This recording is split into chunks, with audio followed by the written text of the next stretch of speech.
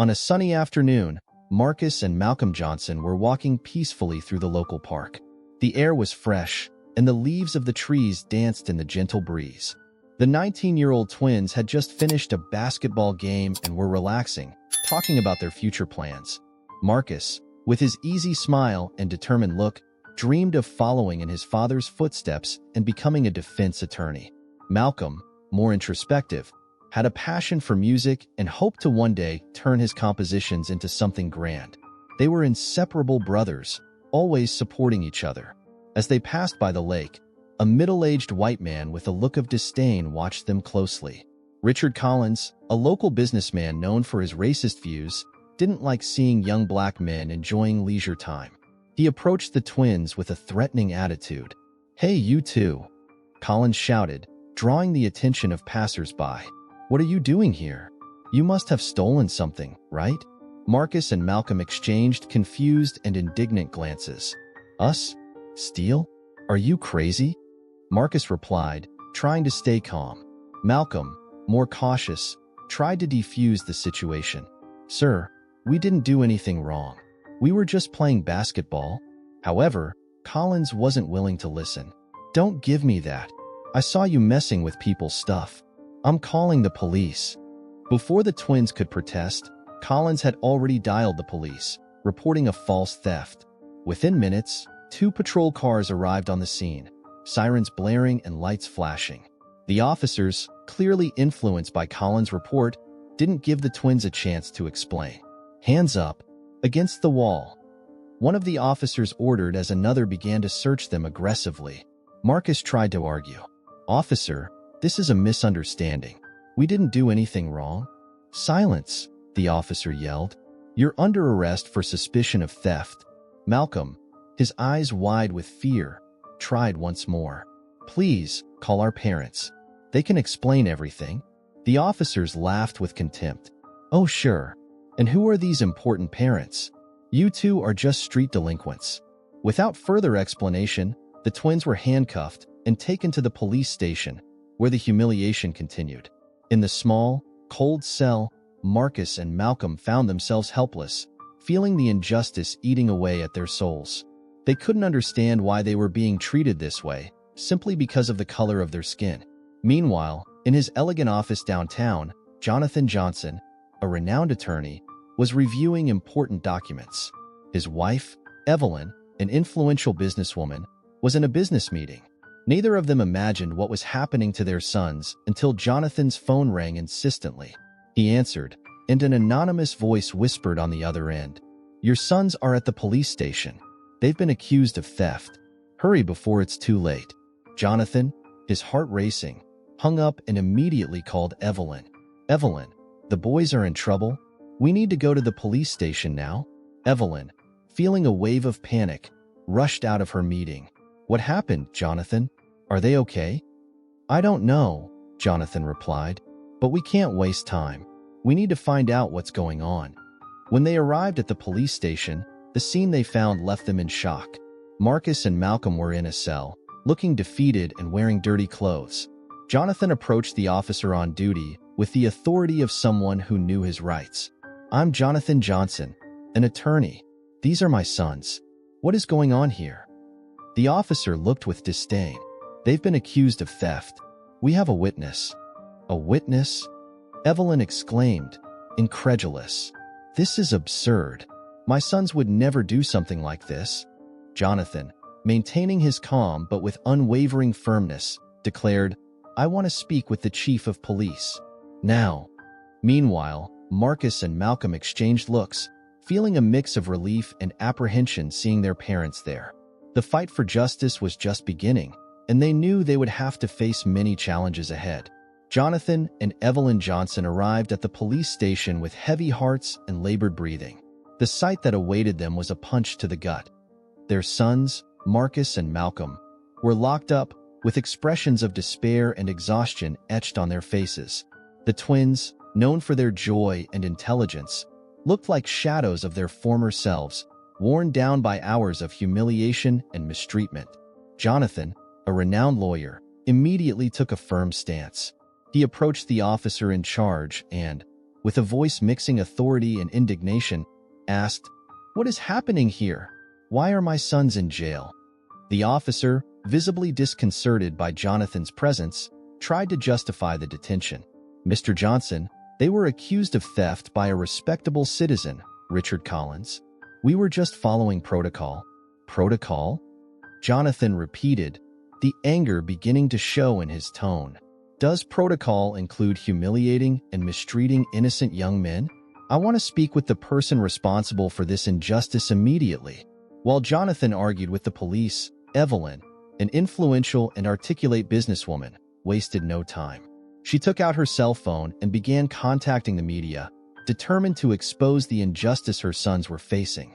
"Good afternoon. This is Evelyn Johnson. I have an urgent report about an unjust and racist detention. My sons are being held at the Central Police Station without concrete evidence." The news quickly spread, and within minutes, reporters began arriving at the station, cameras and microphones in hand.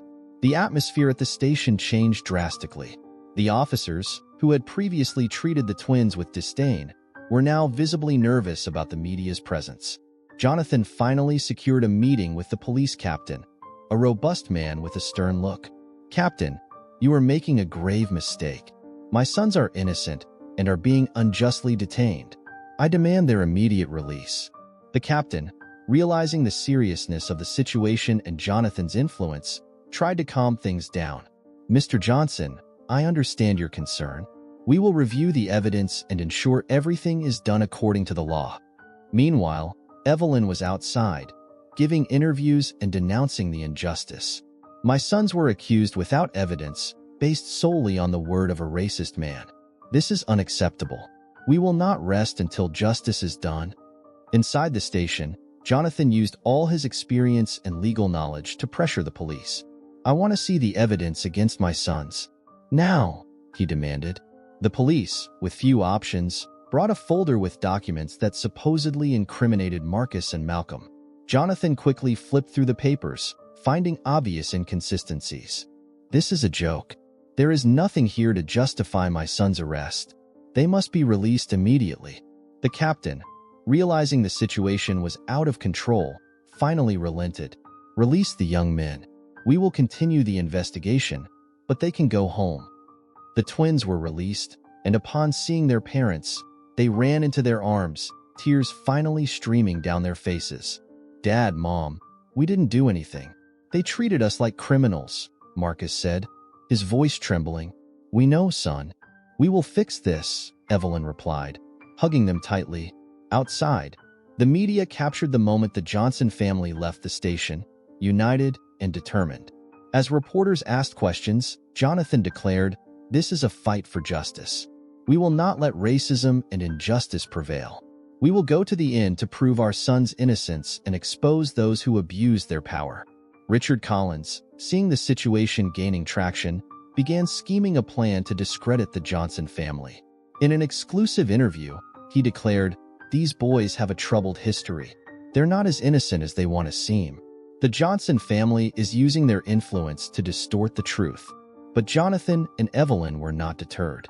Determined to clear their sons' names and fight against injustice, they knew this battle was just beginning. Marcus and Malcolm, still shaken by the traumatic experience at the police station, decided they couldn't let injustice prevail. They knew they had to do something, not just to clear their names, but also to expose the corruption and racism they had encountered.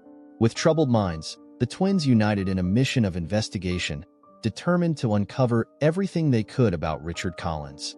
The two brothers began their investigations meticulously. Marcus, always the more analytical of the two, started scouring public records and conducting online research about Collins. He discovered that Collins was a businessman with a long history of shady dealings and suspicious connections. Meanwhile, Malcolm, with his more outgoing nature and ability to connect with people, began asking discreet questions on the streets, talking to former employees and colleagues of Collins. "Marcus, you won't believe this," Malcolm said, returning from one of his outings. "I spoke to a guy who worked with Collins a few years ago. He said Collins has several friends in the police. It seems they regularly exchange favors." Marcus frowned, processing the information. "That makes sense. But we need concrete evidence, something we can use to bring Collins down once and for all. As the twins progressed in their investigations, Jonathan, aware of his son's determination and sharing the same thirst for justice, began gathering evidence against Collins. He used his vast network of contacts in the legal field to obtain documents and testimonies that could incriminate Collins. Jonathan knew that every piece of information was crucial. Evelyn, in turn, decided to use her power and influence in a different way. She began organizing a charity event, aiming to expose the truth and gain public support for their son's cause. "Jonathan," she said one evening while planning the event, "we need to make people see who we really are. We need the media on our side." Jonathan nodded. "Evelyn, you've always been brilliant at mobilizing people. Let's do this." Meanwhile, an informant within the police, aware of the Johnson family's struggle, decided he couldn't remain silent any longer. This informant, a veteran officer named Carlos Mendez, contacted Jonathan anonymously. On a rainy night, the two met in a discreet location. "I can't stand what's happening in the police force anymore," Carlos said, handing Jonathan a brown envelope. "Here are documents linking Collins to various corruption schemes. He has an agreement with some officers to protect his interests." Jonathan opened the envelope and saw a series of compromising documents, including financial transaction records and incriminating correspondence. "This is exactly what we need. Thank you, Carlos. You're helping justice prevail." While Jonathan reviewed the documents, Marcus and Malcolm continued their field investigations. During one of their outings, they managed to infiltrate an event where Collins was present. Using a hidden recording device, Malcolm approached Collins, pretending to be an admirer of his business. "Mr. Collins, I've heard you have many important contacts in the city. Is that true?" Collins, always arrogant, laughed. "Of course, kid. In this world, what matters are the right contacts. And I have the best." The recording was clear and incriminating. Marcus and Malcolm knew they had something valuable in their hands. They returned home and shared the recording with their father. "This is pure gold," Jonathan said. "With this recording and the documents Carlos gave us, we can expose Collins once and for all." Evelyn, upon hearing the recording, redoubled her efforts for the charity event. "Let's make sure everyone hears this," she said. "Let's expose Collins in front of everyone." The Johnson family was now united in their mission. With overwhelming evidence and unshakable determination, they prepared to confront Collins and dismantle the corruption scheme he had created. Every step they took brought them closer to justice, and they knew that, together, they could win this battle. Tension had grown exponentially since Jonathan and Evelyn Johnson began exposing the truth about Richard Collins. Collins, a man used to manipulating the system in his favor, felt the noose tightening. He knew he had to act quickly to protect his interests. So, in a desperate attempt, he started sending anonymous threats to the Johnson family. The messages were clear and disturbing, promising severe consequences if Jonathan and Evelyn didn't back off their investigations. One night, while the family was gathered in the living room discussing their next steps, the phone rang. Jonathan answered, and on the other end, a distorted and threatening voice said, "If you don't stop this, you'll regret it. I guarantee it." Jonathan hung up the phone, his expression serious. "They're trying to intimidate us," he said, looking at Evelyn and the boys. "But we won't back down." Marcus and Malcolm were sitting side by side on the couch, exchanging determined looks. "Dad, Mom, we need to do something more," Malcolm said. "We can't let him get away with this." Evelyn nodded. "You're right, but we need to be careful. Collins is dangerous." That's when Marcus had an idea. "What if we confront Collins directly? If we can get a confession from him, we can end this once and for all." Jonathan looked at his sons, considering the proposal. "It's risky, but it might work. We need a solid plan." The twins spent the entire night crafting a strategy. They decided they would meet Collins and secretly record the conversation. They knew they had to be cunning to get the confession without raising suspicion. The next day, Marcus and Malcolm dressed casually, trying to appear as innocent as possible. They went to Collins' office under the pretext of wanting to clear up the misunderstanding that led to their arrest. Collins, arrogant and confident in his power, agreed to meet them, believing he could intimidate them in person. When they arrived at the office, Collins greeted them with a falsely welcoming smile. "So, you've decided to come here to clear things up?" he asked, closing the door behind them. Marcus nodded, trying to hide his aversion. "Yes, Mr. Collins. We want to understand why you accused us. We didn't do anything wrong." Collins laughed, a cold, humorless sound. "Do you think you can fool me? I know very well what you did." Malcolm, keeping his composure, replied, "But we didn't do anything. Why would you frame us?" Collins leaned over the desk, his smile fading. "You are just pawns in a much larger game. You have no idea who you're dealing with." Marcus seized the opportunity. "So, you admit you set us up?" Collins, feeling secure in his position, let slip a comment that would be his downfall. "Do you think I care? Of course, I set you up. You were the perfect target." Malcolm, with a discreet smile, ensured that the recording device was capturing every word. "Thank you for being honest, Mr. Collins. This will be useful." Collins, realizing too late what had happened, tried to grab the recorder, but the twins were faster. They left the office, leaving behind a furious and powerless Collins. Back at home, Jonathan and Evelyn listened to the recording attentively. "This is perfect," Jonathan said, his voice full of determination. "Let's take this to the media immediately." Evelyn agreed. "We need to make sure this story reaches everyone. He can't get away with this." With the help of Evelyn's contacts in the media, the recording was quickly disseminated. The news spread like wildfire, causing a scandal of epic proportions. The public, outraged by the injustice, demanded an official investigation. Public pressure forced the authorities to act. A commission was formed to investigate the accusations against Collins and the involved police officers. Jonathan, with his legal expertise, was invited to serve as a special consultant, ensuring the investigation was conducted fairly and transparently. Meanwhile, Collins, realizing his empire of corruption was crumbling, began planning his escape. But the Johnsons were determined to see him pay for his crimes. They knew the path to justice was still long, but they were ready to face any obstacle. The fight was just beginning, and the Johnson family was more united and stronger than ever. As public pressure forced the police to reopen the case of the twins, Marcus and Malcolm Johnson, the atmosphere in the city became a cauldron of tension and expectation. Evelyn, leveraging her vast network of contacts and influence, quickly mobilized to track down Richard Collins, the racist and corrupt businessman who had orchestrated the injustice. Jonathan, on his part, utilized all his legal expertise to request an international arrest warrant, making it clear that Collins would not escape unpunished. Meanwhile, Marcus and Malcolm, determined to ensure Collins was brought to justice, mobilized with the help of close friends. "We have to catch him before he flees," Marcus said, his eyes shining with determination. Malcolm, nodding, replied, "He can't get away after everything he's done." With information coming from various sources, the twins and their friends discovered that Collins was planning to leave the country.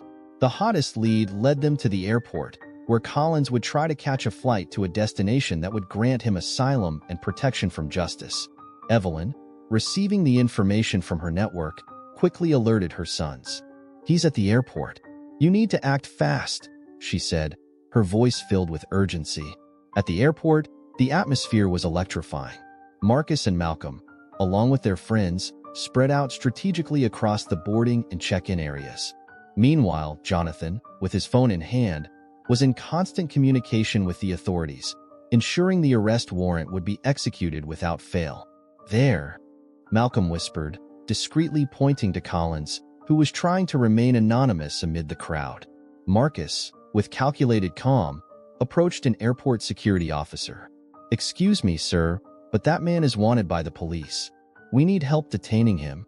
The security officer, sensing the seriousness of the situation, immediately alerted the airport authorities. Within minutes, plainclothes police officers surrounded Collins, who, realizing the net was closing in, tried desperately to escape. "There's no use running, Collins," Marcus shouted. "Your time has come." In a desperate act, Collins tried to force his way through, but was quickly immobilized by the police. "You can't do this to me," he screamed as he was handcuffed. "I have contacts. I am untouchable." Jonathan, arriving at the scene with Evelyn, looked directly into Colin's eyes. "No one is above the law, Collins. Not even you." Evelyn, with a firm tone, added, "You will pay for everything you did to our family and so many others." With Collins finally detained, the news quickly spread through the media. The images of his arrest at the airport, along with reports of his attempted escape, caused a real uproar. Public opinion, already boiling with the injustice suffered by the twins, exploded in a clamor for justice. Marcus and Malcolm, now relieved, embraced their parents. "We did it, Mom. We did it, Dad," Malcolm said, tears of relief in his eyes. Evelyn, holding her sons, replied, "I am so proud of you. You showed the world what it means to fight for justice." Jonathan, patting his sons on the shoulder, added, "This is just a victory. We still have much to do, but today, you proved that the truth always prevails." As Collins was taken away by the authorities, the Johnson family knew that the battle was far from over, but capturing the corrupt businessman was a crucial step on the path to justice. The city, now united in support of the Johnson family, eagerly awaited the next developments in this story of courage and determination. The sun shone brightly on the day of the trial, reflecting a nearly blinding light on the courthouse windows. The courtroom was filled with anxious people, awaiting what would be one of the most important and emblematic trials in the city. In the front row, Jonathan and Evelyn Johnson sat with their sons, Marcus and Malcolm, by their side. The tension was palpable, but the determination in the Johnsons' eyes was unshakable. They were about to face Richard Collins and the corrupt police officers responsible for so much pain and suffering. Jonathan stood up, adjusting his impeccable suit, and walked to the podium. He began presenting the evidence accumulated over the past few weeks, each document and recording carefully organized. "Your Honor, here is irrefutable evidence that Richard Collins manipulated the situation to falsely incriminate my sons. This man not only abused his position of power, but also corrupted members of the police force to maintain his scheme." The prosecutor, a respected figure in the community, watched closely as each piece of evidence was presented. Among the documents were the secret recordings made by Marcus and Malcolm, capturing Collins admitting to framing them. The entire court fell silent as the recording was played. "I don't care who these boys' parents are. They are just pawns in my game," Collins' voice echoed through the room. Evelyn was called to the witness stand. Her posture was firm, but the pain in her eyes was evident. "As a mother, seeing my children go through such injustice was devastating. It's not just about racism or corruption. It's about human dignity and the respect everyone deserves. Our family was attacked, but we did not bow. We fought for truth and justice, not just for us, but for all the families who have gone through or might go through something similar." Collins' defense attorney tried to argue, but his words seemed empty in the face of the mountain of evidence and Evelyn's testimony. In the end, the truth was undeniable. The corrupt police officers, visibly nervous, were also called to testify. Under pressure, they confessed their involvement in Collins' scheme. "I was just following orders," said one of the officers, visibly shaken. "Collins, he had control over us. We didn't know how to get out." The judge, a stern and just-looking man, banged the gavel after hours of deliberation. Richard Collins and the involved police officers are found guilty of their crimes. This court does not tolerate injustice and corruption. Let this serve as a lesson to everyone. The room erupted in applause. The community, which had closely followed the case, was ecstatic. Marcus and Malcolm hugged, relieved and proud of having achieved justice.